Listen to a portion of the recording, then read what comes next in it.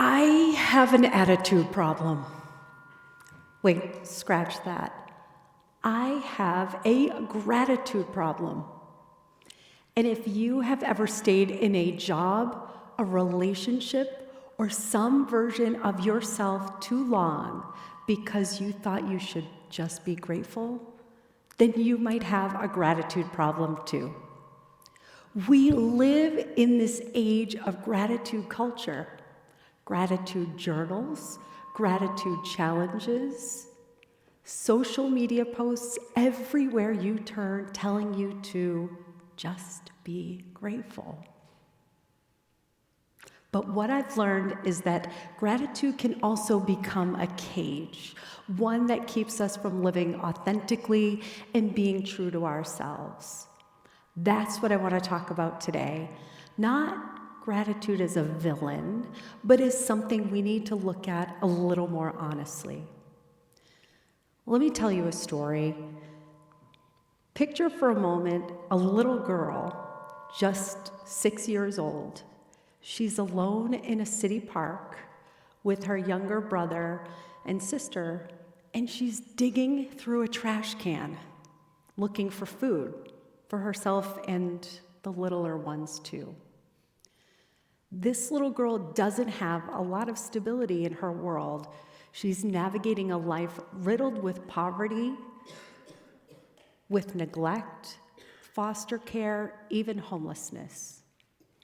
And when a child grows up like that, it is all about survival. It is not about big dreams and achieving big things. Nobody expects much for a kid like that. Well, I'm the little girl in that story, and I didn't expect much for a kid like me either.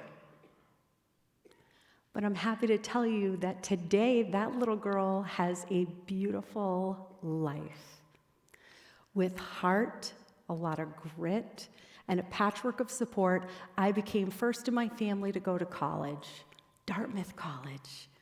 Then went on to earn my master's from right here at BC, built a successful corporate career, and most importantly, I now live in a loving home with my husband Greg and my son Jack. That's gonna make me cry. And we even have 2 dogs and 2 cats. But let me take you back to that corporate career for a moment.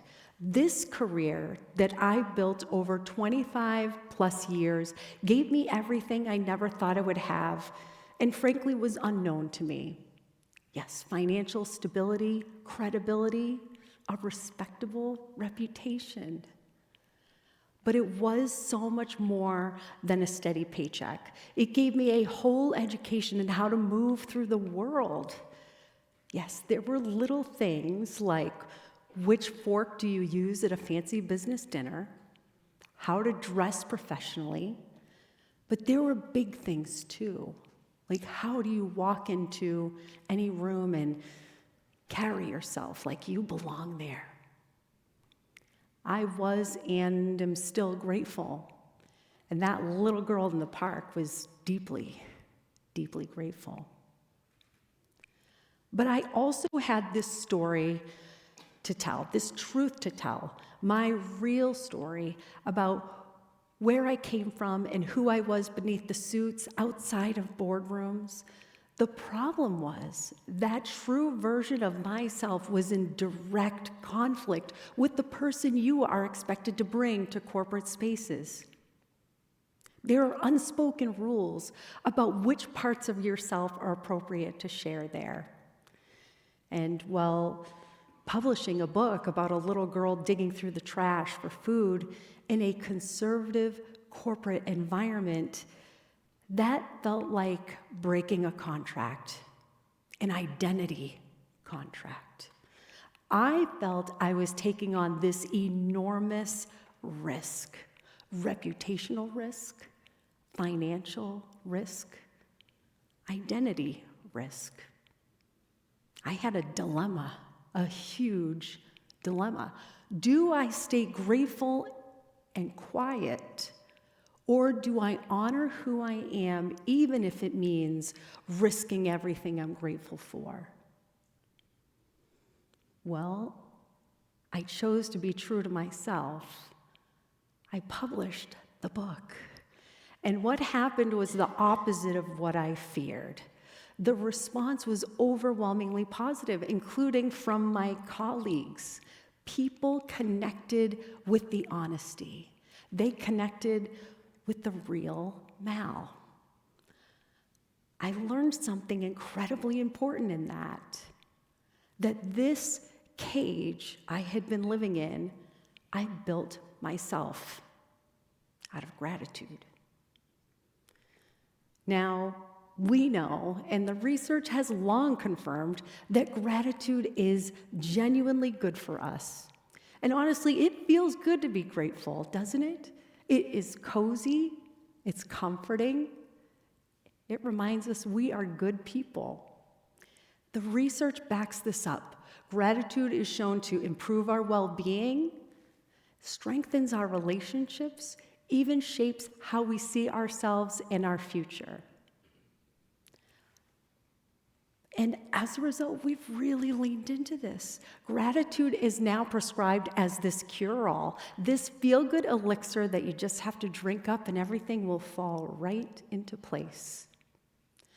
But researchers like Alex Wood are exploring something more nuanced, not just the benefits of gratitude, but also its complexities. How this positive emotion can sometimes function in ways we don't expect, ways that can work against us. And what they're finding is what many of us have already been feeling beneath the surface, but didn't quite have the words for. That gratitude can function as a psychological contract, an unspoken rule that says, because I'm grateful for what I have, I am not allowed to change. The scientists are catching up to what we already know in our bones. And this pattern, once you see it, you can't unsee it. Let's take Gary. Gary has been married to Claire for 15 years. Claire is kind, devoted. They have a good, solid marriage. But Gary has known for many years that he is gay. And he stays. Not because he worries about hurting Claire, though of course he does. But he stays because of everything they have built together. A beautiful home, a loving friendship, a shared life. He's grateful for all of it. There is no villain in Gary's story, and that's what makes the gratitude trap so difficult. He stays trapped in his cage because he thinks, who am I to want something else? And then there is Jake. Jake's father built Smith & Sons Plumbing from nothing, literally from the back of a truck. And Jake grew up on job sites, learned to sweat pipes before he even learned to drive, and watched his father pour everything he had into building something he could one day hand to his son. The pride in that, the love in that. Jake feels grateful for it every single day. But Jake wants to be a firefighter. And every time he gets close to saying it out loud, his mind doesn't go to what he wants. It goes to, who am I to want something else? And finally, there is Neela. Neela is the first-generation child of immigrants whose parents gave up everything. Their careers, their community, the country they call home, so that their children could have opportunities they never had. The plan for Neela was always medical school. Become a doctor. Build a stable life. Their sacrifice made all of that possible for Neela, and she's deeply, deeply grateful for it. So anytime she feels pulled toward something else, teaching, art, anything that looks different than the picture of the shared future the whole family built together, her mind doesn't go to what she wants.